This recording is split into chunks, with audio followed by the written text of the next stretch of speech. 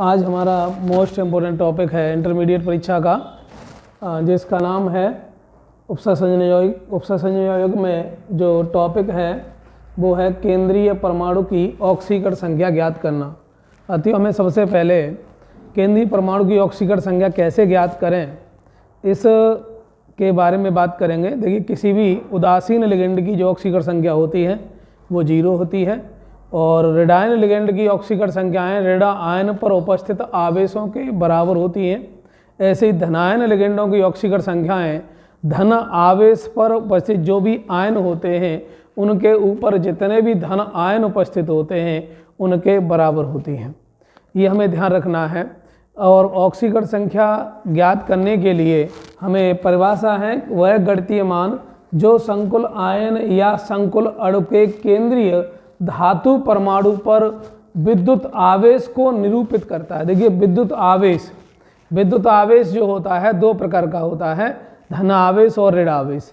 तो जो चाहे ऑक्सीकरण संख्या धनावेशित हो और चाहे ऑक्सीकरण संख्या ऋण आवेशित हो, किसको चाहे ऋण आवेश को निरूपित करे और चाहे धन आवेश को निरूपित करे, केंद्रीय धातु परमाणु की ऑक्सीकरण संख्या कहलाती है। ऑक्सीकरण संख्या धन आवेश में भी आ सकती है और ऋण आवेश में आ सकती है। क्यों? क्योंकि ये जो ऑक्सीकरण संख्या होती है वो किसी केंद्रीय धातु परमाणु पर उपस्थित विद्युत आवेश को निरूपित करती है। और विद्युत आवेश जो होता है वो 2 प्रकार का होता है, एक धन आवेश और दूसरा ऋण आवेश। तो चलिए मैं डिस्कस करता हूँ ऑक्सीकरण संख्या पर, फिर एक बार फेर लेंगे। वह गणितीय मान जो संकुल आयन या संकुल अणु के केंद्रीय धातु परमाणु पर विद्युत आवेश को निरूपित करता है, केंद्रीय परमाणु की ऑक्सीकरण संख्या कहलाता है। अब कुछ उदाहरण हैं, जैसे हमारा पहला उदाहरण है FeCN का होल 6 ऊपर लगाए -4 में हमें Fe की यानी केंद्रीय, यहाँ पर हमें पूछा केंद्रीय धातु परमाणु, तो केंद्रीय का मतलब समझेंगे कि जो धातु जो लिगेंड है, चाहे वो लिगेंड धनावेशित हो और चाहे लिगेंड ऋण आवेशित हो, उस लिगेंड को जो उपसय संयोजन संख्या उपसय संयोजन धातु कर रही हो, जिससे उपसय संयोजन बंध आबंध बना रही हो धातु, वह संख्या कहलाती है केंद्रीय धातु संख्या। तो देखिए, ये ऐसे हमारा पहला उदाहरण है कि FeCN का होल 6 हमें इस समय काय की ज्ञात करनी है, Fe की ज्ञात करनी है। तो ध्यान रखें, माना Fe की ऑक्सीकरण संख्या क्या मान लेंगे, X मान लेंगे। और CN एक ऋणात्मक लिगेंड है। कैसा लिगेंड है? ऋणात्मक लिगेंड है। और CN की जो एक CN परमाणु की ऑक्सीकरण संख्या जो होती है वो माइनस की क्या होती है, 1 होती है। तो यानी CN की ऑक्सीकरण जो संख्या होगी वो क्या होगी, -1 होगी। और तो हमारा कुछ बचा नहीं, तो पहले हम पहले का ही ले रहे हैं, पहला नंबर ले रहे हैं, एग्जाम्पल नंबर हमारा पहला है। तो Fe एक ही तो है, Fe एक है, तो X प्लस CN कितनी है, 6 और माइनस का क्या है, 1 बराबर ऊपर कितने लगे, -4। ठीक है, ये निकल के आएगा। अब हमारा होगा X - 6 बराबर -4, तो X बराबर होगा +2, यानी पक्षांतर करेंगे तो हमारी इसकी ऑक्सीकरण संख्या कितनी निकल के आई, 2 निकल के आई। काय की? Fe की। यानी Fe की ऑक्सीकरण संख्या कितनी हो गई, प्लस की कितनी निकली, 2। इस तरीके से हमारा पहला टॉपिक क्लियर हो जाएगा। उसके बाद अगर हम दूसरा देखें तो देखिए, दूसरे में क्या है, CuNH4 NH3 का होल 4। एक बात याद रखेंगे, NH3 एक उदासीन लिगेंड है। जो लिगेंड पढ़ते हैं उनमें उदासीन लिगेंड क्या है, NH3 जब उदासीन लिगेंड है, गैस है, ये हमारी ऑक्सीकरण संख्या निकालने का नियम होता है कि तत्व यौगिक गैस जो मुक्त अवस्था में पाए जाते हैं उन सबकी ऑक्सीकरण संख्याएं जो होती हैं वो क्या होती हैं, 0 होती हैं। तो यहाँ पर NH3 की ऑक्सीकरण संख्या क्या होगी, 0 होगी। और SO4 की जो ऑक्सीकरण संख्या, SO4 जो होता है उसकी लिगेंड जो होता है वो ऋणात्मक लिगेंड होता है और इसकी जो ऑक्सीकरण संख्या होती है वो माइनस की कितनी होती है, 2 होती है। तो इसी बेस पर हम इस दूसरे एग्जाम्पल को करेंगे। माना हमने Cu की ऑक्सीकरण संख्या जो है बराबर X माना, NH3 की ऑक्सीकरण संख्या क्या होगी, 0 लिख लिया। SO4 की ऑक्सीकरण संख्या होती है -2।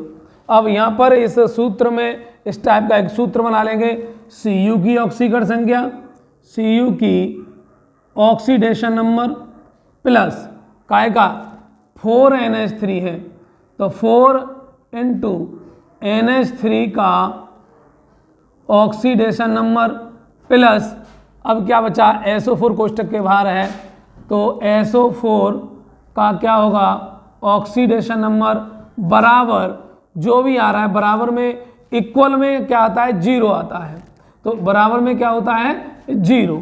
तो देखिए यहाँ पर Cu की ऑक्सीकरण संख्या को हमने क्या माना है, x माना है, प्लस 4NH3 की ऑक्सीकरण संख्या देखिए हमने क्या लिखी है 0, तो 4 मल्टीप्लाई क्या होगा 0 प्लस SO4 कितना 1 है तो 1 इंटू माइनस का 2, क्योंकि SO4 की ऑक्सीकरण संख्या हमने कितनी लिखी है, माइनस की कितनी लिखी है, यहाँ पर देखिए माइनस की 2 लिखी है।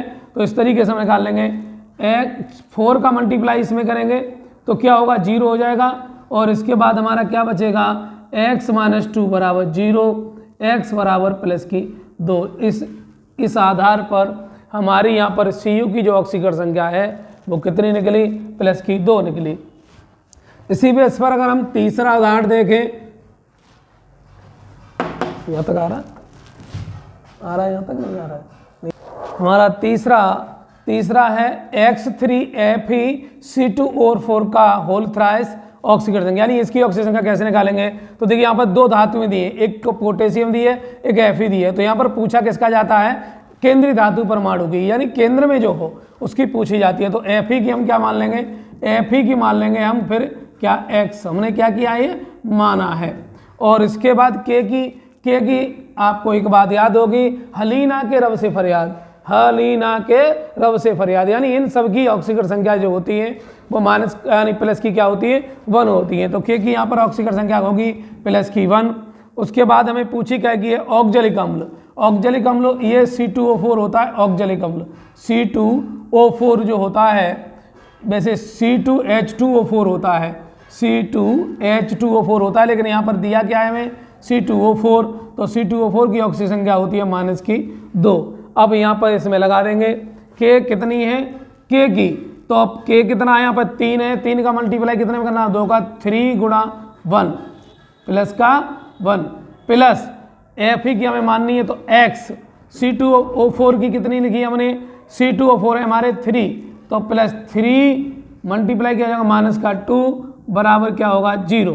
तो इस प्रकार से 3 बन जा 3 प्लस का 3 प्लस 1 3 दूनी 6 माइनस की 6 बराबर 0।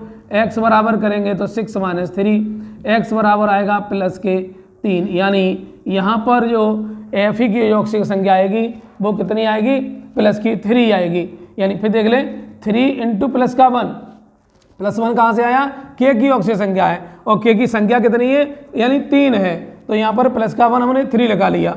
उसके बाद प्लस का x क्या माना था हमने, Fe को x माना था, इसलिए यहाँ पर x लिख लिया।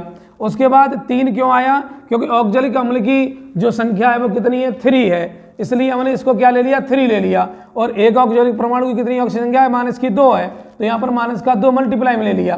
तो प्लस का 3 का प्लस में करेंगे 1 में तो प्लस ही आएगा, प्लस 3 आएगा, प्लस x माना उसको, और 3 2 6 3 2 या 6, यानी इसकी होगी माइनस की 6 बराबर क्या हो गया 0। x बराबर पक्षांतर कर लिया हमने, तो x बराबर 6 में से 3 जाएंगे तो कितने बचेंगे, यानी 3 बचेंगे। इस प्रकार से हमारा तीसरा हुआ कंप्लीट।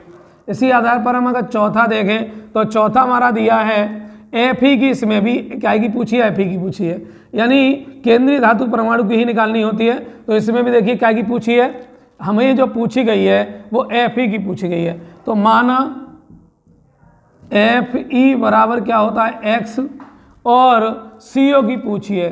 CO एक गैस होती है कार्बन मोनोऑक्साइड, और कार्बन मोनोऑक्साइड जब गैस है और ये क्या होता है उदासीन लिगेंड होता है, तो इसकी ऑक्सीकरण संख्या क्या मानी जाएगी 0 मानी जाएगी।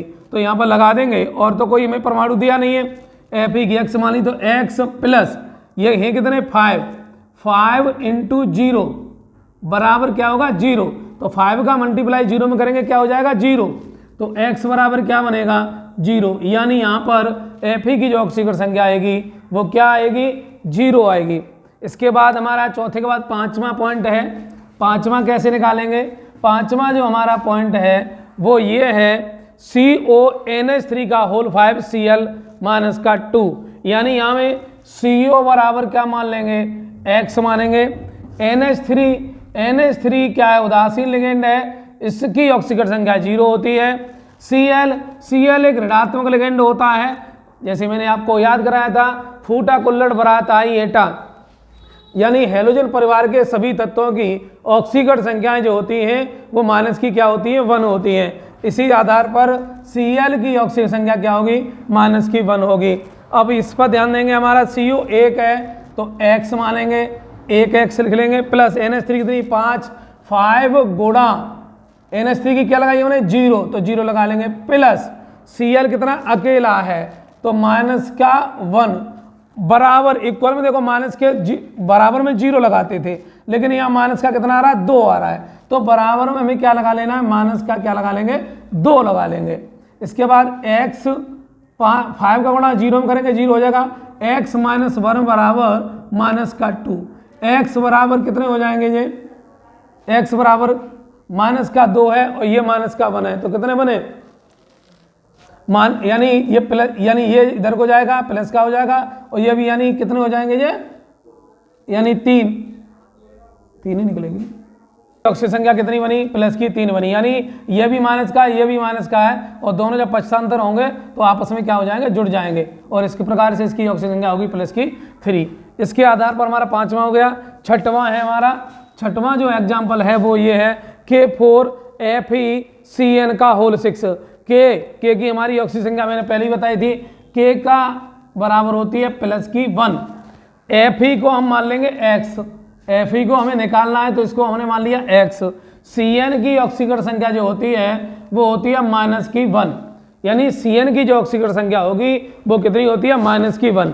यहाँ पर देखेंगे तो K कितने 4, तो 4 इंटू प्लस का 1, फिर उसके बाद Fe अकेला है तो प्लस x, प्लस Cn कितने 6 और एक Cn की होती है कितनी, माइनस की 1, तो माइनस 1 बराबर 0। यहाँ पर देखेंगे 4 बन जा 4 प्लस का 4 प्लस x, 6 बन जा 6 माइनस के 6 बराबर 0, तो x बराबर 6 माइनस 4, तो x बराबर कितना होगा, प्लस का 2। इस तरीके से यहाँ पर जो है 6 माइनस 4, तो x बराबर कितना बचेगा, प्लस के कितने बचे, 6 में से 4 गए तो कितना बचेगा, 2 बचेगा। इस तरीके से हमारी क्या है, K4FeCN का होल 6 की ऑक्सीकरण संख्या हो जाएगी। लास्ट है हमारा कौन सा, AgCN का होल ट्वाइस। तो ध्यान देंगे इसका AgCN का होल ट्वाइस में यहाँ पर लिख ले रहा हूँ। 7वां नंबर हमारा है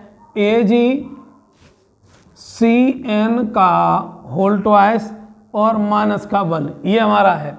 तो देखिए Ag की तो हमें निकालनी ही है, तो Ag की हमें निकालनी है, तो Ag बराबर क्या होगा, प्लस यानी सॉरी x मानेंगे Ag को, और Cn की हमें पता है, Cn को क्या मानते हैं, माइनस का 1 मानते हैं। तो देखिए यहाँ पर कैसे निकालेंगे, x प्लस यानी 2 माइनस का 1 बराबर माइनस का 1, तो x 2 एकम 2 माइनस के 2 बराबर माइनस का 1, तो x बराबर होगा 2 और 1 कितने होंगे, प्लस के 3। इस तरीके से हमारी जो है ऑक्सीकरण संख्या क्या हो जाती है, x प्लस 2 यानी x प्लस 2 माइनस का 2, तो यहाँ पर क्या होगा, x माइनस 2 बराबर माइनस का 1, ये पक्षांतर करेंगे तो प्लस का होगा और ये माइनस का है, तो x बराबर क्या बचेगा, प्लस का 1। इस तरीके से हम केंद्रीय धातु परमाणु की ऑक्सीकरण संख्या ज्ञात कर सकते हैं। और अगर आपको वीडियो पसंद आए तो हमारे चैनल को सब्सक्राइब करें और वीडियो को लाइक शेयर करना ना भूलें। बहुत बहुत धन्यवाद और शुभकामनाएं।